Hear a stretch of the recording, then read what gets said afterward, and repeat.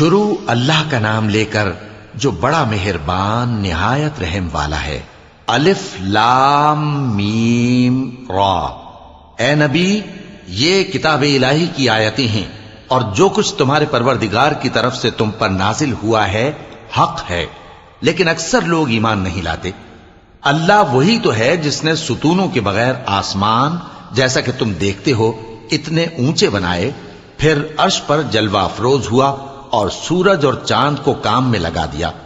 ہر ایک میعاد معین تک گردش کر رہا ہے۔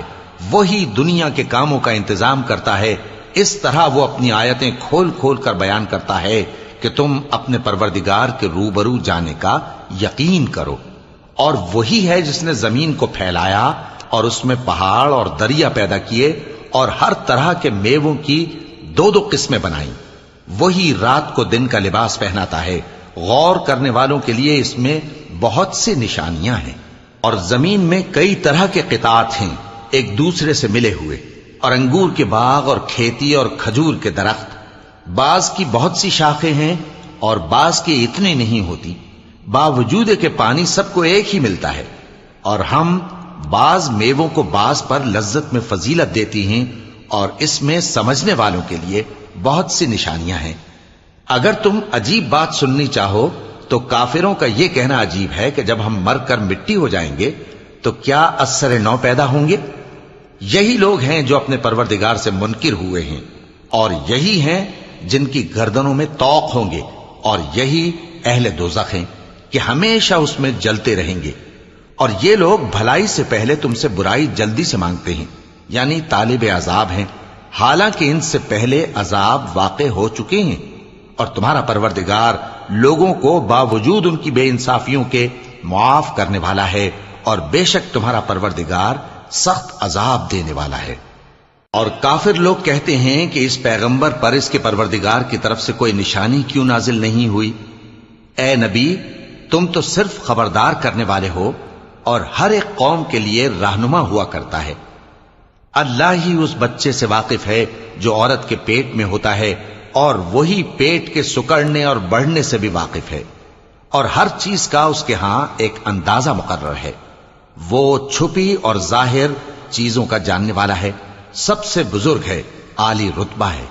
کوئی تم میں سے چپکے سے بات کہے یا پکار کر، یا رات کو کہیں چھپ جائے یا دن کی روشنی میں کھلم کھلا چلے پھرے، اللہ کے نزدیک برابر ہے۔ اس کے آگے اور پیچھے اللہ کے چوکیدار ہیں جو اللہ کے حکم سے اس کی نگرانی کرتے ہیں۔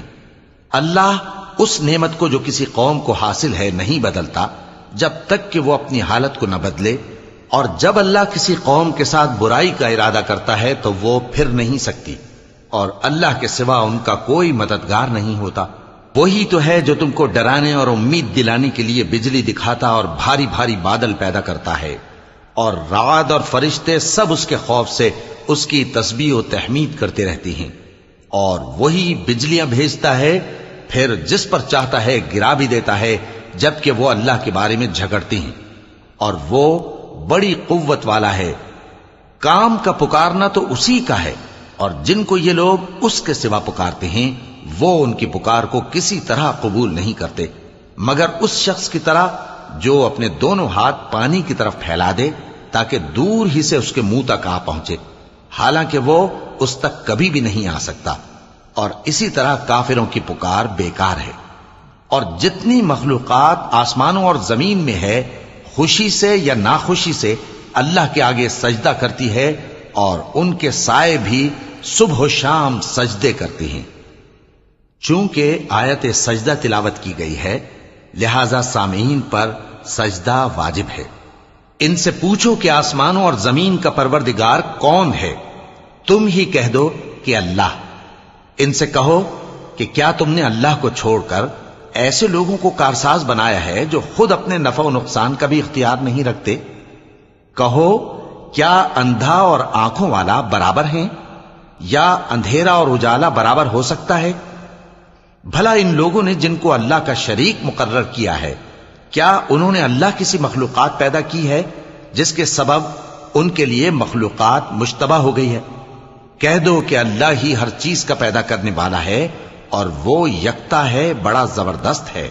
اسی نے آسمان سے مے برسایا، پھر اس سے اپنے اپنے اندازے کے مطابق نالے بہہ نکلے، پھر پانی پر پھولا ہوا جھاگ آ گیا۔ اور جس چیز کو زیور یا کوئی اور سامان بنانے کے لیے آگ میں تپاتے ہیں اس میں بھی ایسا ہی جھاگ ہوتا ہے۔ اس طرح اللہ حق و باطل کی مثال بیان فرماتا ہے۔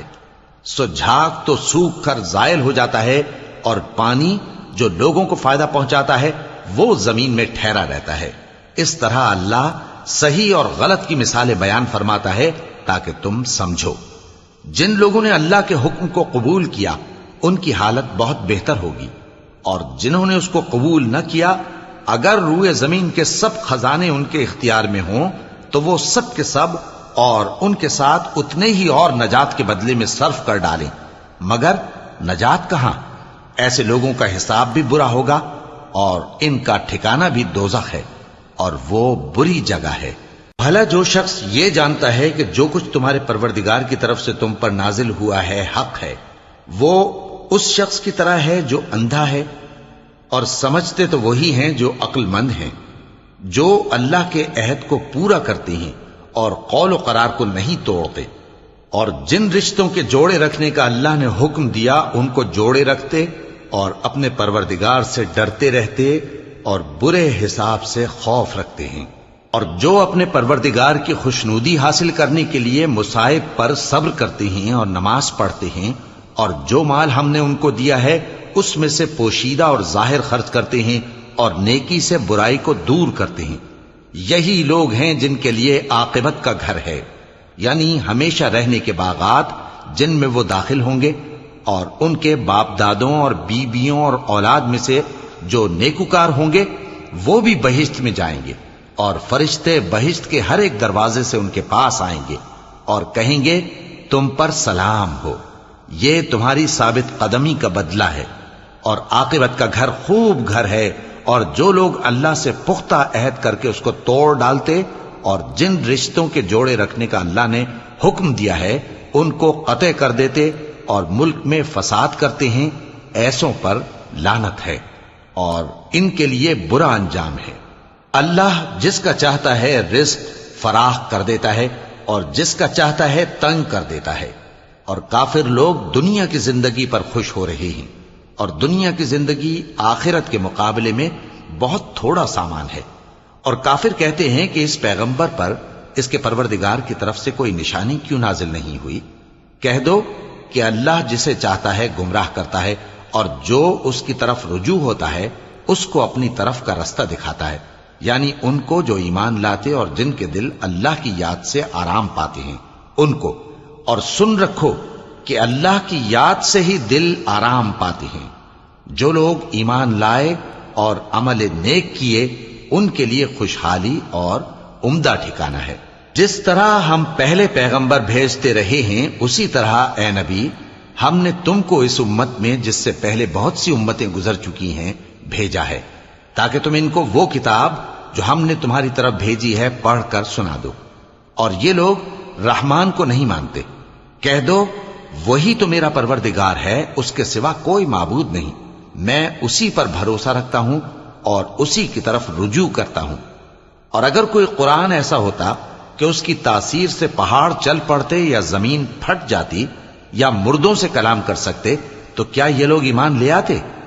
بات یہ ہے کہ سب باتیں اللہ کے اختیار میں ہیں، تو کیا مومنوں کو اس سے اطمینان نہیں ہوا کہ اگر اللہ چاہتا تو سب لوگوں کو ہدایت کے رستے پر چلا دیتا؟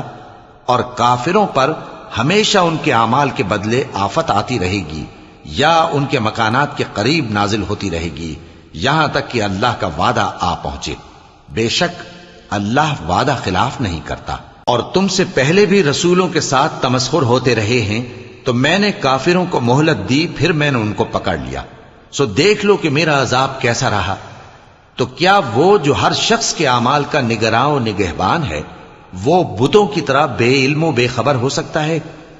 اور ان لوگوں نے اللہ کے شریک مقرر کر رکھے ہیں، ان سے کہو کہ ذرا ان کے نام تو لو۔ کیا تم اسے ایسی چیزیں بتاتے ہو جو روئے زمین پر ہیں اور اسے معلوم نہیں، یا تم لوگ محض سطحی بات کی تقلید کرتے ہو؟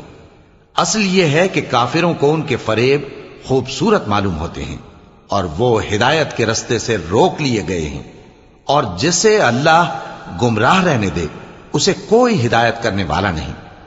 ان کو دنیا کی زندگی میں بھی عذاب ہے اور آخرت کا عذاب تو بہت ہی سخت ہے، اور ان کو اللہ کے عذاب سے کوئی بھی بچانے والا نہیں۔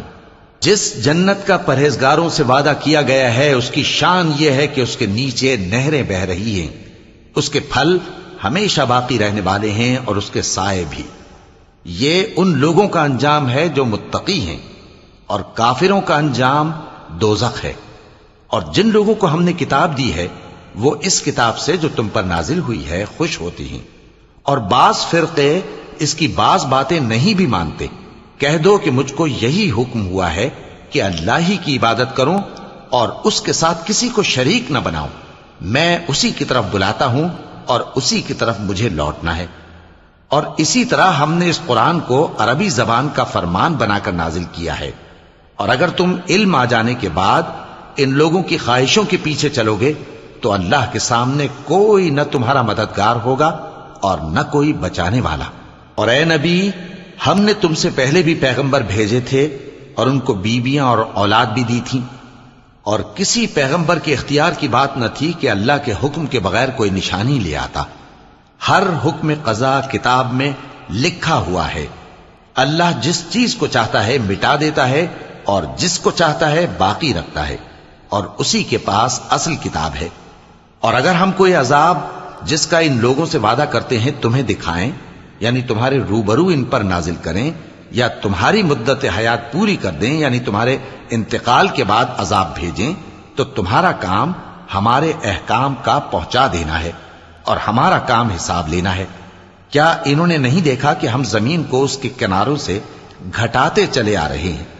اور اللہ جیسا چاہتا ہے حکم کرتا ہے، کوئی اس کے حکم کا رد کرنے والا نہیں، اور وہ جلد حساب لینے والا ہے۔